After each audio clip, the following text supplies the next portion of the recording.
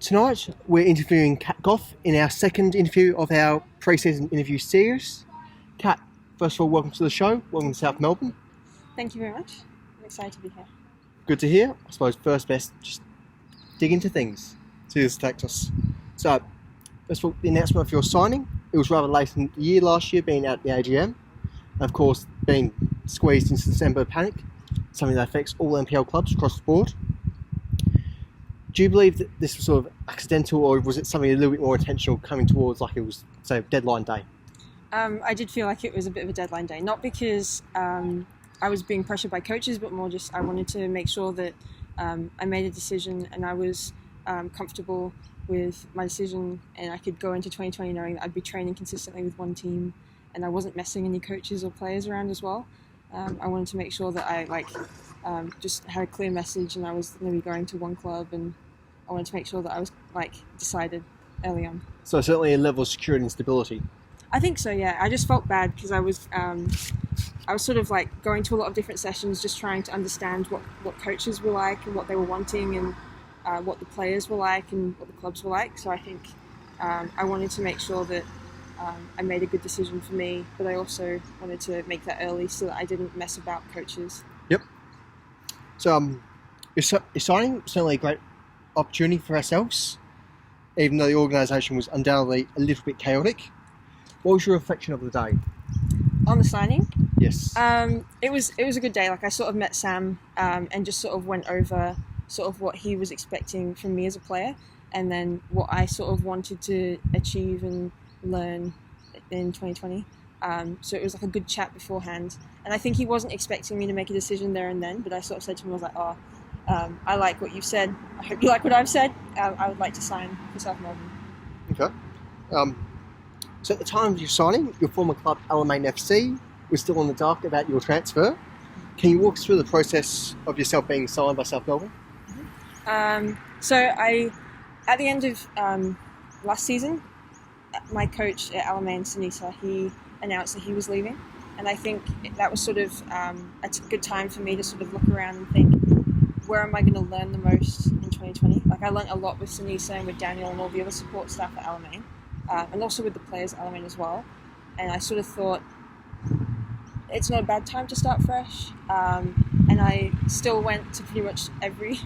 I went to, I think, about 4 different clubs, just seeing what their sessions were like.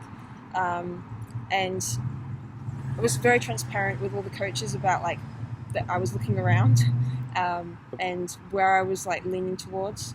At least I hope I was very transparent. But yeah, I think I sort of made the decision that I thought was best for me in the end. Yep.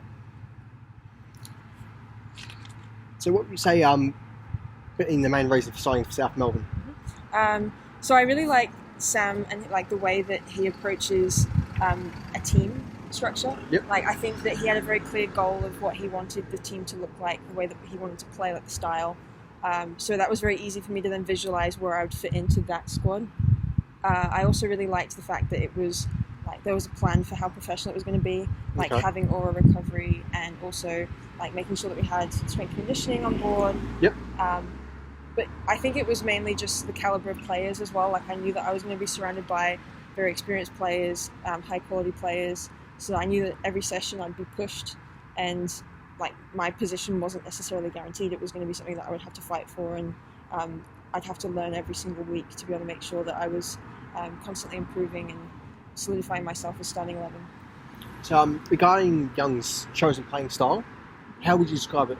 Certainly from what we've been told about yourselves as signings and the sort of players you are, it very much seems like we're going to expect a strong attacking 4-3-3, at least something along those lines. Mm-hmm. How accurate would you say that is? I think very accurate. I think there's always that level of, we might change it up depending on what our lineup looks like or what their lineup looks like. Yep. But I think a 4-3-3 at the moment, given the players we've signed, would work really, really well. And I think as well, it's positive that we've got so many returning players from South Melbourne, and then a group from Alamein that's come across. I think that makes it a good cohesive team going forward. Yep. So I hope that we'll work well together. I think that will be a good. I think against Alamein in the practice game, we sort of started clicking and working well together. Yep. I think that that's sort of something that hopefully will be something that South Melbourne won't have to work through in the first few rounds. Yep. So I suppose carrying on that group of you coming across from Alamein, certainly it's undeniable level of talents as well as professionalism that we've seen so far coming across from Alamein. Like yourself, do you believe that this has given us an edge over your former club, particularly within the practice game, and do you think it will be something that will carry on for the rest of the season? I think it's always going to be a competitive advantage if you've had players that have played together, just because that initial sort of period where you're trying to like learn more about each other and how each other wants to play can be quite difficult. And I think that we've seen in the past that that's why Calder's done so well, because they've had such a good core group of players that have always returned. Yep. So I'm really, really glad that we've got a lot of players that have played together before, because I think it's something that usually is makes the start of the season quite difficult. So I do think that it's an advantage, and not just because we've got the Alamein group, but also the old South Melbourne group as well. Yes. Yeah. Not that old. Well, not old, just as in like they've been around since what, 2014 maybe, 2015. Longer than us. Yeah. So having such a relatively high number of teammates coming across into Hellas, how has this played much importance in easing your transition into the club? Do you mean like why I signed, or do you mean like how how comfortable I was? Sheer comfort level, just coming to things, finally just getting self-established in the club. Oh, I definitely feel like it was easier to feel more relaxed because I already knew people. I'm quite quiet usually, unless I've met someone before, I'm very shy. So once I've met them, I'm usually okay. But it was definitely nice to have people I already knew. And when I was back at the club in 2015, and like Nat, they were still here, so yep.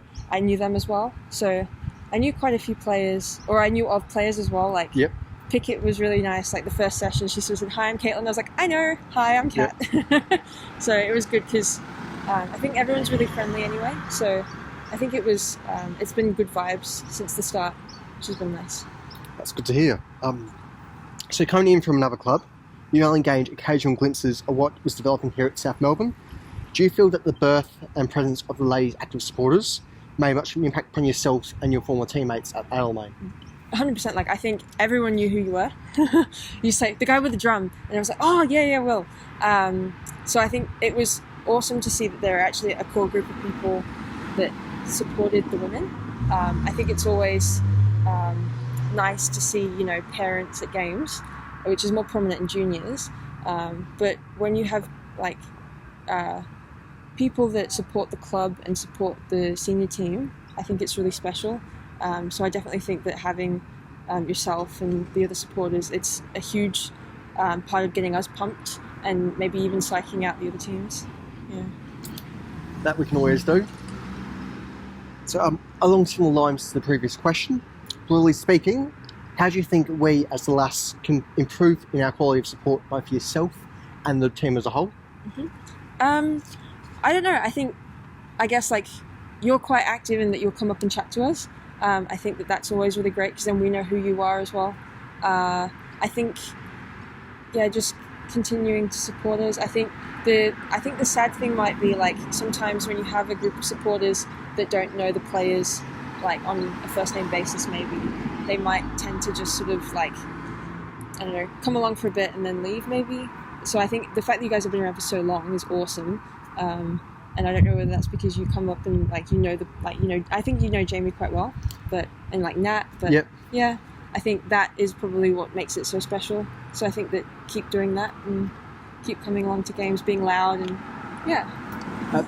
In our interview with Caitlin, she agreed with our sort of slipped in suggestion that perhaps we should bring a keg to games to help boost crowds. Do you support this potential move to bring in a keg to games? Whatever you want. I'm not fussed. I'll just keep playing football. You can. I best start petitioning the board. So, as mentioned, your signing was one of a great opportunity for ourselves, which we're able to kick off as sort of attempted teaser for our hashtag Lincolnshire Lass program. What part of Links do you come from? So I come from Boston, which is not confusing.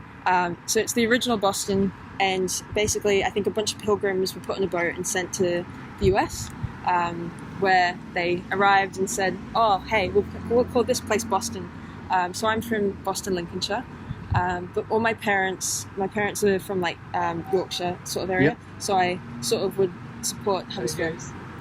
From the perspective of a player, do you believe that the Gaff has been able to craft a strong and high competitive team for the 2020 WMPL season? Yes, I think so. I think the good thing is there's a range of experience and also developing players. So I think it will be awesome because it's kind of that, like, you want to have a good mix. You want to have a well-rounded team, and I think that he's achieved that.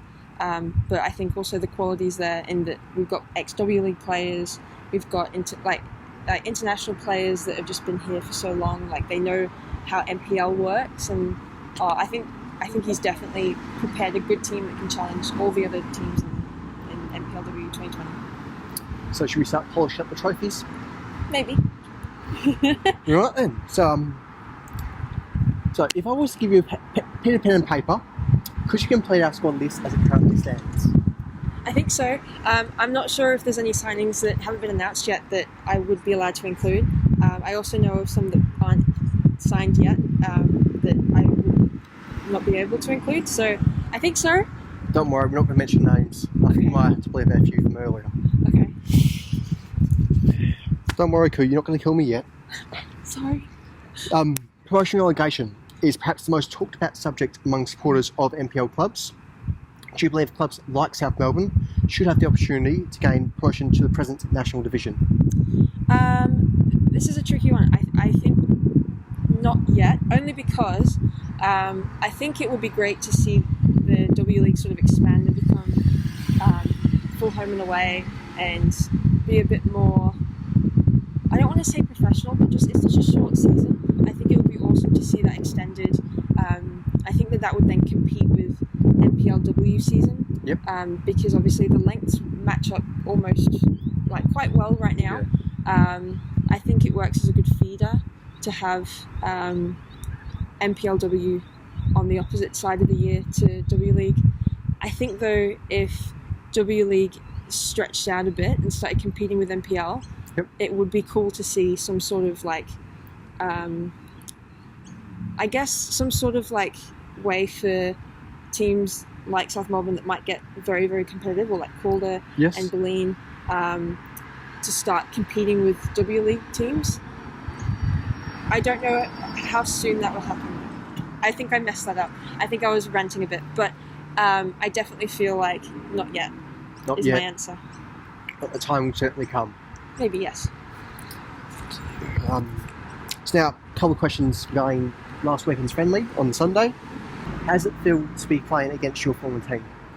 I definitely feel like there was that like point to prove, just because that's what happens every time you play your old team. It is a new team. I mean, I've played with the under-19s a lot, so I knew quite a few of the players that had come up from under-19s to seniors. Yep.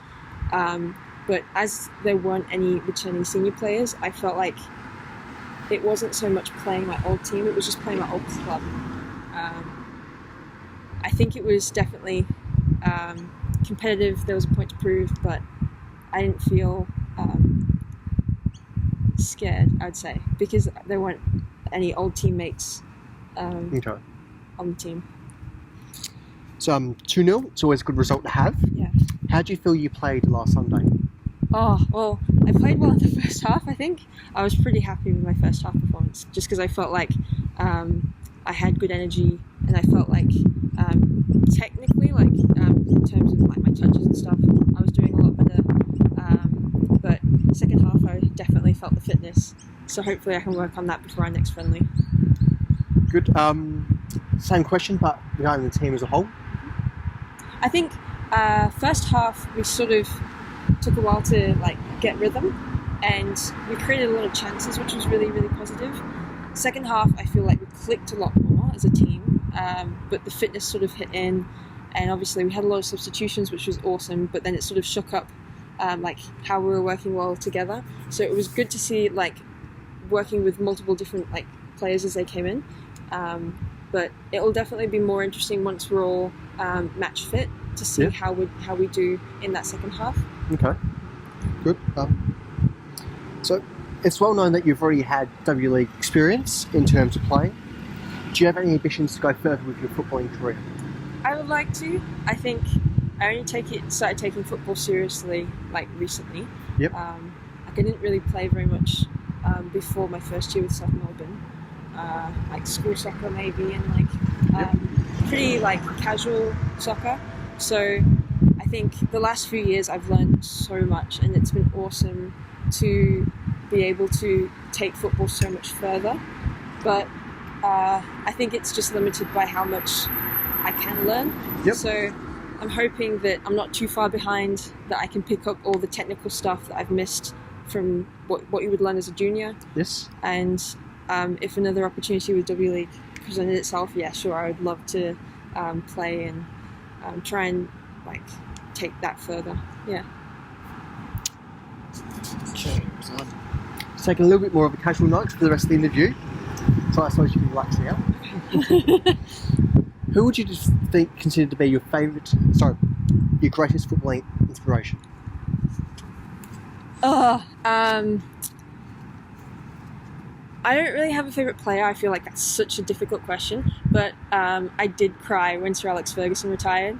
I think I really appreciated the kind of team that he built, and like all the teams that he built, and I really loved watching Man United, especially when there were a lot of England players in the squad, and I think that era was just so incredible, and I really, really admired Sir Alex. But I don't really have like one single player, so I think I'm going to go with Sir Alex. Okay, interesting choice. I certainly love seeing them lose. Who would you consider to be your favourite club? Like, in the whole world? Generally. Well, growing up, my like family team is Huddersfield. Yep. And it was kind of awkward because they were in the Premier League. And so when they were in the Premier League and we had Manchester United and Huddersfield, it was a bit competitive. But yeah, growing up, watching England, most of the England players that I liked played for Manchester United. Yep. So Manchester United was my Premier League team. Okay. So coronavirus has been subject to a large degree of fear and panic, often unjustified levels. However, I assume you've been taking things on the safe side regarding this. So instead of corona, how many gin and tonics have you been drinking recently? I actually only started drinking about 2 weeks ago. Prior to 2 weeks ago, I had never really had alcohol.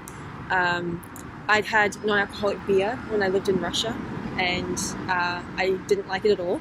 So I just sort of never started drinking. But recently, I started drinking. I've had no gin and tonics, but I have had vodka lime soda, and I went on a wine tasting tour with a friend, and that was like a group of friends. Sorry. Yes. That was interesting. There were so many different types, and I don't know which one I liked. But I've had Moscato. I feel like I like very girly drinks, very sweet drinks. But I've not had gin and tonic yet. We'll get you one. Okay. So last year, the song Dance Monkey by Australian artist Tones and Eyes proved to be a bit like Marmite, in the sense that you either love the stuff or avoid it like the coronavirus. Which camp are you in? Well, I hate Marmite, first of all, which is very bad because I'm British. But to start with, I kind of liked it because it was very different, and then it sort of got overplayed, and I sort of didn't like it too much. I don't mind it. I like a lot of different music, and I'm not too... I don't hold my opinions too strongly. Opinions loosely held, so I'm okay. If someone played it, I wouldn't boo them, so yeah. I'm so awkward. Yoga pants and other fitness-related clothing has proved to be rather common and widely worn among those around our age in almost every situation. How many people do you think actually wear them for any form of exercise? Oh, hard to quantify. It's, I don't know, like, so I have some, but I think mine aren't technically for yoga, mine are just actually for exercising. And don't know, I guess people that do yoga would wear them religiously. People that wear them shopping, they are comfortable.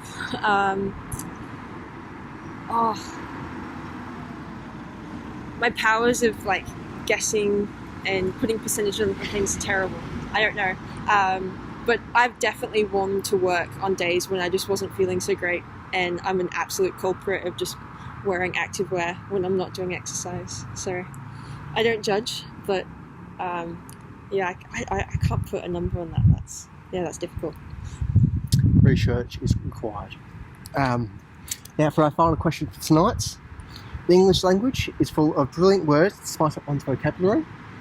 With all the sophisticated gems you can use to dazzle the ears of others, what's your favourite swear word? My favourite swear word?